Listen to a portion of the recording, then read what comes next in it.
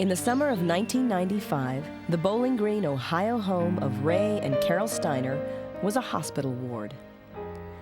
Ray spent his days on the couch, recuperating from a triple bypass operation, and his wife Carol was confined to a hospital bed, recovering from foot surgery. Both of them were sleeping nearly 19 hours a day. It was incredible. We would get up, eat, and go back to sleep. And then we would get hungry again, eat, and go back to sleep. That summer was extremely hot, and we'd had the house locked up with the air conditioning on. And we both were very tired, had headaches, high blood pressure, loss of memory, and neither of us could figure out why. The doctor kept saying it was post-operative fatigue. The Steiners' constant companion through all of this was a red tabby cat that Carol had rescued as a kitten. I saw someone getting rid of a bunch of kittens and a mother cat, and it was obvious they were going to be thrown in a field. So I just reached in, grabbed a piece of red fluff, and I brought it home. The kitten never meowed. When he wanted to enter or leave the house, he would drum on the door with his paws. And so they named him Ringo. And then one morning, as Ray was napping and Carol was reading a book, she heard a loud knock on the front door. What?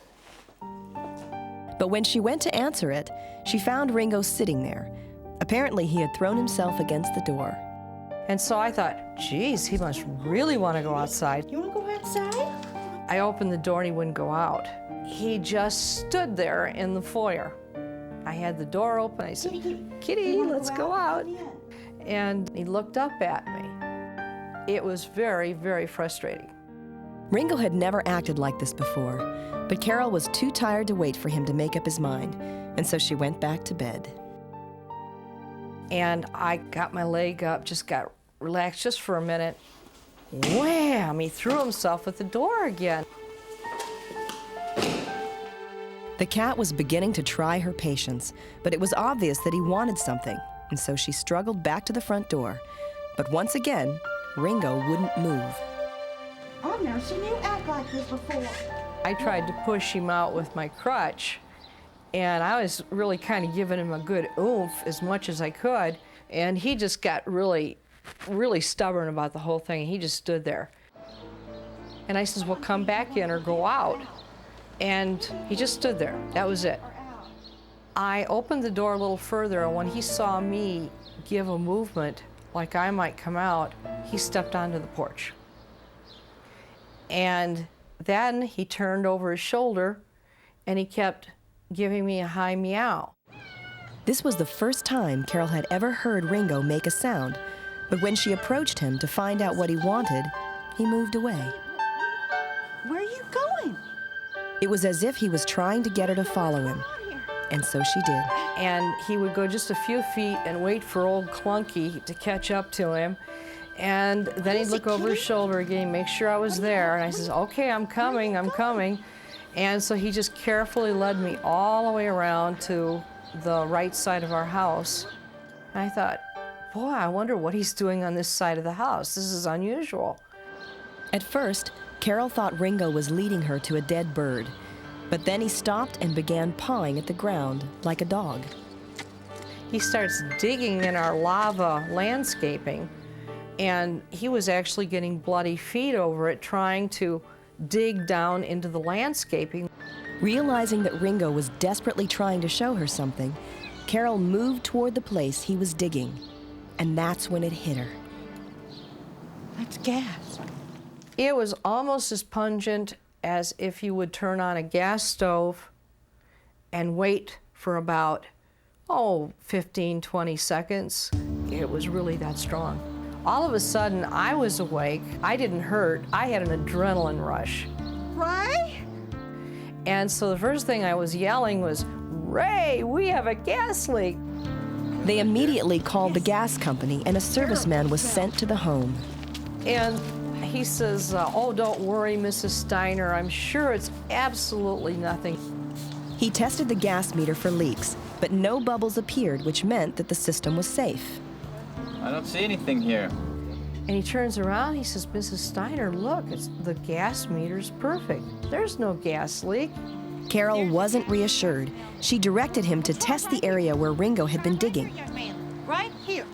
And so he just basically was like, let's humor the lady. And he took his handheld meter and he just extended it out, and it immediately registered right to the top of that meter. Whoa. I think he was totally surprised, totally astonished, and he certainly became quite pale. And his reaction to the whole thing was like, oh my God, we really have a bad gas leak, and I've got to get to the truck. Don't worry about it. Yeah, we're fine. We just gotta get out of here right now. It turned out the leak was so large that the slightest exposure to a spark would have caused a disaster. Are they coming? Yeah, they are, Mr. Steiner. If the gas had ignited, our house would have gone first, quickly followed by all the homes that would have been linked with us. And so 6 to 8 homes would have blown up simultaneously. Ringo saved more than 20 lives from going up in a ball of flame. That's gas. It turned out that methane had been leaking from a crack in the gas main and accumulating in the Steiners' house, which had been shut tight against the heat. The Steiners, suffering all the symptoms of methane poisoning, were on the verge of dying from it. Eventually, Ringo received national recognition for his life-saving efforts. Ringo was given the Stillman Award from the American Humane Association because they felt that he interceded with bravery and saved our lives and many other lives. I believe there was a miracle here. Cats, as has been said many times, aren't known to do such things, and him saving our lives is indeed a miracle.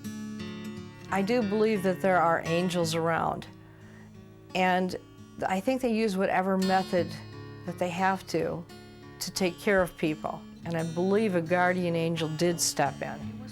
And the method that the guardian angel used was Ringo.